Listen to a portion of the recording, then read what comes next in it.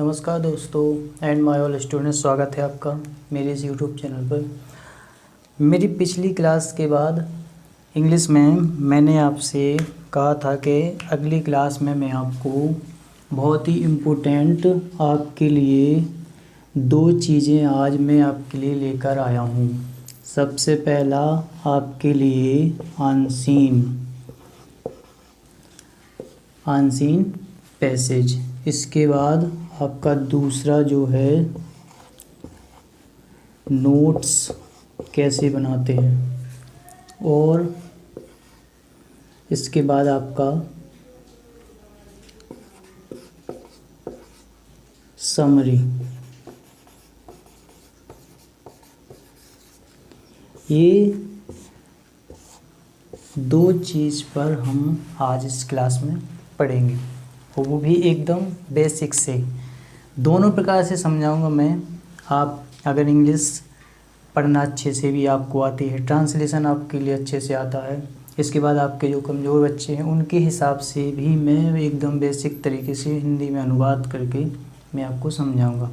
चलिए, सबसे पहले मैं आपको इस क्लास में बात करूंगा मेक्स नोट समरी के लिए।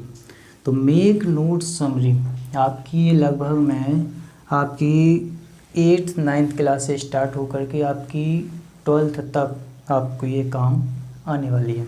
चलिए, तो इसको हम समझेंगे।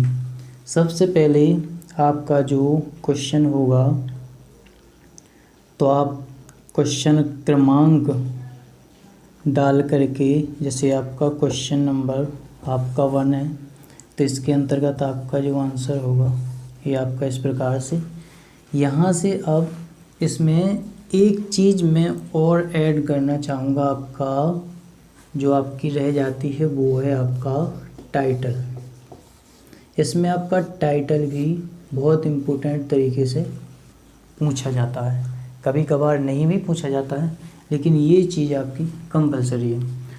तो अगर आपका टाइटल, आपको पहला पॉइंट जो आपको पहले क्वेश्चन का आंसर होगा, जैसे आपका आया टाइटल, तो आपको टाइटल इस प्रकार से हेडिंग डाल के आपको इसके अंतर्गत लिखना है। जो भी आपका टाइटल बनेगा, टाइटल कैसे आप छांट सकते हैं, बहुत ही आसान तरीका है। आपको अनसीन सबसे पहले, ये अनसीन और नोट मेक समरी की अनसीन दोनों आपको मैं आपको कॉमन तरीके से समझाऊंगा। सबसे पहला नियम है, आप उसको मिनिमम कम से कम 2 से 3 बार पढ़ें। ट्रांसलेट आप कर सकते हैं, ट्रांसलेट करें, उसको समझें। अब आपका टाइटल जो भी आप उचित शीर्षक उसका पाते हैं, टाइटल मीन्स आपका होता है शीर्षक, तो उचित आपका जो शीर्षक होता है इसके अंतर्गत आपका आएगा। इसके बाद जो कमज़ोर बच्चे हैं, अगर उन्हें कुछ भी ऐसे समझ में नहीं आता है, तो अनसीन बेसिक तरीके से आपको बेसिकली देखना है, पढ़ना है। जितना समझ में आ रहा है ठीक है, नहीं भी आ रहा तो भी जो शब्द आपके या ऐसे वर्ड जो हों जो बार बार आपको रिपीटेड मिलते हैं, तो वो आपका लगभग में टाइटल ही होता है। तो उस टाइटल को आप यहाँ पे ऐड कर सकते हैं। जैसे मैंने यहाँ पे कुछ भी टाइटल बनाया आपके लिए, गेम्स। आपकी कोई भी ऐसी नोट मेक समरी पूछी जाती है, इसमें गेम्स के ऊपर कोई ऐसा आपके लिए पैसेज देता है इसमें, तो आपका गेम्स एंड स्पोर्ट्स भी हो सकता है, वो आपके लिए अनसीन के ऊपर डिपेंड करता है कि क्या है। इसके बाद अब आपका दूसरा क्वेश्चन जो बनेगा वो बनेगा आपका नोट्स के लिए। तो अब नोट्स कैसे बनाना हम लोग सीखेंगे, ये आपका बहुत इम्पोर्टेंट है। तो नोट्स बनाने का तरीका आपको क्या करना है, इसमें आपको बनाना है 2 तरीके हैं मेरे पास। आप सिंपल तरीके से भी कर सकते हैं, और आपका जो 12th का लेवल है उस हिसाब से मैं भी आपको समझाता हूँ। चलिए, सबसे पहले देखते हैं सिंपल तरीके से। सिंपल तरीके से आपको क्या करना है कि एक सबसे पहले आपको मेन कोई सेंटेंस लिखना है। जैसे मैं गेम्स के ऊपर चलता हूँ तो इसी हिसाब से मैं चलता हूँ। जैसे मैंने हेडिंग इसके अंतर्गत बना दी games benefits, A to Z कोई भी डॉट डॉट गेम्स बेनिफिट बना दी मैंने। तो इसका मतलब आपकी ये जो हो गई फर्स्ट हेडिंग बन जाती है। इसके अंतर्गत अब हम लिखेंगे 1.1।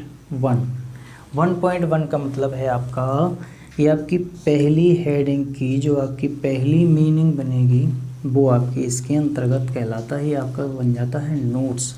तो इसके अंतर्गत आप कोई भी ऐसी एक मीनिंग भी लिख सकते हैं, आप 2 मीनिंग भी लिख सकते हैं, यहाँ पे 3 मीनिंग भी लिख सकते हैं। मीनिंग आपकी कैसी होनी चाहिए? मीनिंग बड़ी होना चाहिए जिसका कोई अर्थ सार्थक अर्थ निकलता हो, ये आपको इतना समझ होनी ज़रूरी है। इसके बाद अब हम चलेंगे सेकेंड पॉइंट की तरफ। तो आपका 1.2 का यहाँ पे मतलब ये होता है पहली की दूसरी हेडिंग। तो इसमें भी तरीका वही रहेगा, 1 मीनिंग, 2 मीनिंग और 3 मीनिंग। ये आपका बहुत ही सिंपल और इजी तरीका है। इसी प्रकार से आपको चलते चलना है 1.3 तक। इसके बाद आप 1.4 तक भी बना सकते हैं, 1.5 तक भी बना सकते हैं। ये आपके डिपेंड करता है कि आप किस हिसाब से नंबर से पूछी जाती है। 5 में पूछ सकते, 7 में पूछ सकते, वो आपके ब्लूप्रिंट के आधार पर नंबर डिसाइडेड किए जाते हैं। चलिए इसके बाद आगे बढ़ते हैं।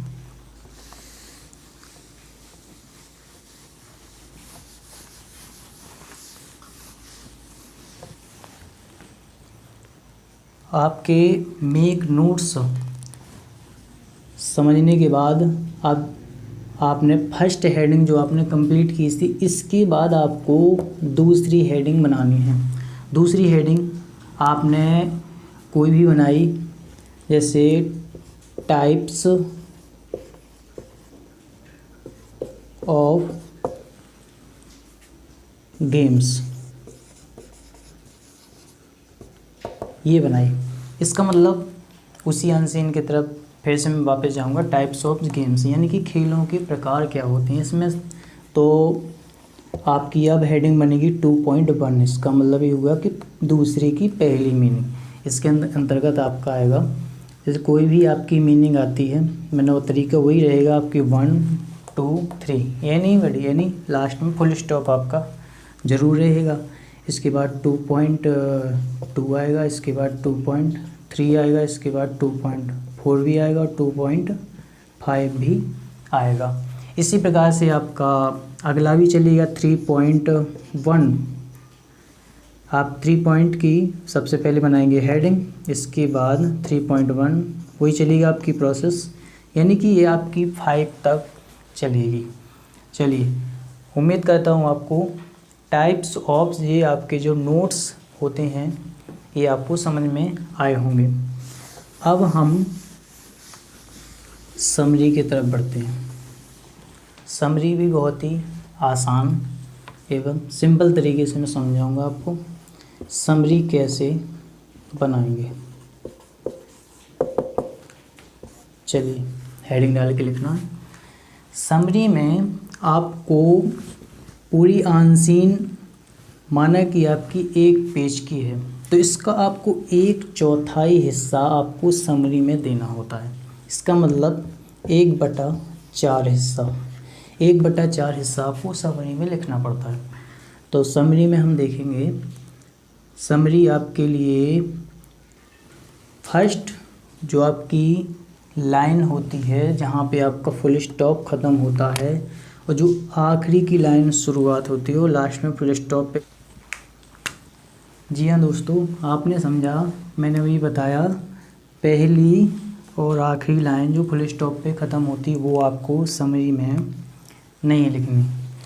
लिखना क्या है ये हम समझेंगे। आपको पहली लाइन छोड़ करके जो आपकी दूसरी लाइन से फुल स्टॉप से शुरू होगी दूसरी लाइन, वो आपको यहाँ पे लिखना है। तो आप लिखना शुरू करेंगे, वो आपको लास्ट में फुल स्टॉप लगाना नहीं भूलना है। अब इसके बाद क्या करना है आपको, सेकंड लाइन लिखनी, इसके बाद 1-2 लाइन आपको छोड़ देनी है। इसके बाद आपको यहाँ से आपने लिखना शुरू किया, आपकी ये तीसरी चौथी लाइन यहाँ पे कंप्लीट होती है। इसके बाद फिर 1 लाइन और छोड़ देना है आपको, फिर अगली फुल स्टॉप से फिर लिखना शुरू करना है। फिर इसका फुल स्टॉप ख़त्म करने के बाद आपको 1 लाइन 2 लाइन छोड़ के, इसका मतलब आखिरी तक आपको वो निचोड़ यहाँ पे लिखना है समरी में। समरी का मतलब एक्चुअली वैसे भी होता है सारांश। तो समरी में हम लोग 1/4 हिस्सा है आपका अनसीन का, इसकी समरी का, नोटमेक समरी की जो अनसीन होगी उसका 1/4 भाग आपका समरी में आ जाना चाहिए। ये आपकी समरी यहाँ पे कंप्लीट होती है। चलिए, आशा करता हूँ आपको नोट्स और इसकी समरी बनाना आपको समझ में आई होगी। अब हम लोग चलेंगे अनसीन पर। चलिए, अनसीन की बात भी हम लोग इसी प्रकार से करेंगे। अनसीन का मैंने वही भी बताया कि आपको मिनिमम कम से कम 2 से 3 बार आपको अच्छे से अनसीन पढ़ लेना है। अनसीन के लिए महत्वपूर्ण जो आपके पॉइंट्स बनते हैं, इसमें समझने वाली बात ये होती है आपकी जो 6th क्लास से मिनिमम स्मॉल टाइप की अनसीन आना स्टार्ट हो जाती है। तो इसमें आपकी कई टाइप से आपकी अनसीन पूछी जाती है, आपके ऑब्जेक्टिव क्वेश्चनों के आधार पर या फिर थ्योरिकल क्वेश्चनों के आधार पर हो सकता है, फिलिंग द ब्लैंक्स, या मतलब कोई मैच भी आ सकती है इसमें आपकी।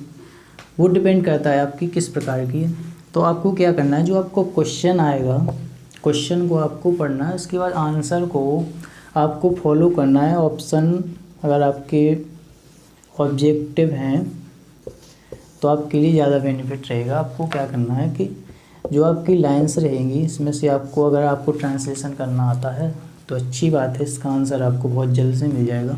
इसके बाद क्या करना है, आपको अगर नहीं भी आता है ट्रांसलेशन करना तो आपको इसको पढ़ना है। फिर इसमें से ऐसे कुछ शब्द जो हमारे होते हैं जो आपको इससे रिलेटेड समझने का प्रयास करना है। जो आपको ऑब्जेक्टिव सी के रिलेटेड जाता है वो आपका आंसर 100% श्योर होता है। अच्छा, 4 ऑब्जेक्टों की जब भी बात आती है, इसमें आपका जो फर्स्ट अटेम्प्ट आपको लगता है कि इसका आंसर यही है, आप वही टिक लगाएंगे, ना कि आप कंफ्यूज होंगे 4 में।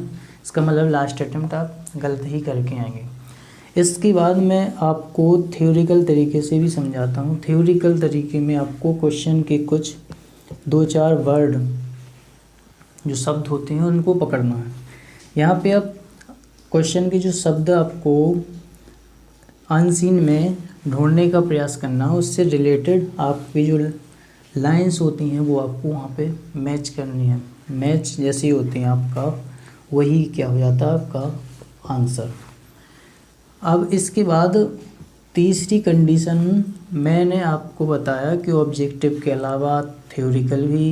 इसके बाद आपका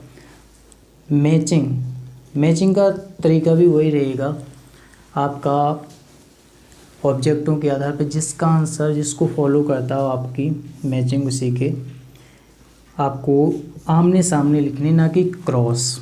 आप कभी भी मैचिंग का याद रखें, आप कभी भी क्रॉस मैच नहीं करेंगे, आप उसका आमने सामने फेस टू फेस उसका आंसर लिखेंगे। चलिए, ये हुई आपकी अनसीन की बात। अब आपको अनसीन इस डिटेल्स में आपको बिना कॉपी किताब के आपको समझना। आप मेरी क्लास जब भी खोल करके बैठें तो आपको ये प्रैक्टिकली आपको करते चलना है। आपकी बुक्स या कोई भी जो भी हो, आपकी उसमें आंसर सॉल्विंग सहित आप इन सिंपल रूल्स के द्वारा आप निकाल सकते हैं, हल कर सकते हैं। चलिए, आशा करता हूँ आपको बहुत ही सिंपल और एकदम बेसिक तरीके से आपको अनसीन व मेक नोट समरी बनाना समझ में आया होगा। चलिए, आगे आपको यही करना है कि आप लाइक करते चलें, सब्सक्राइब करते रहें, अपने दोस्तों को शेयर करें, बताएं, उन्हें भी इस क्लासों का लाभ उन्हें भी दिलाने का प्रयास करें। थैंक यू, धन्यवाद।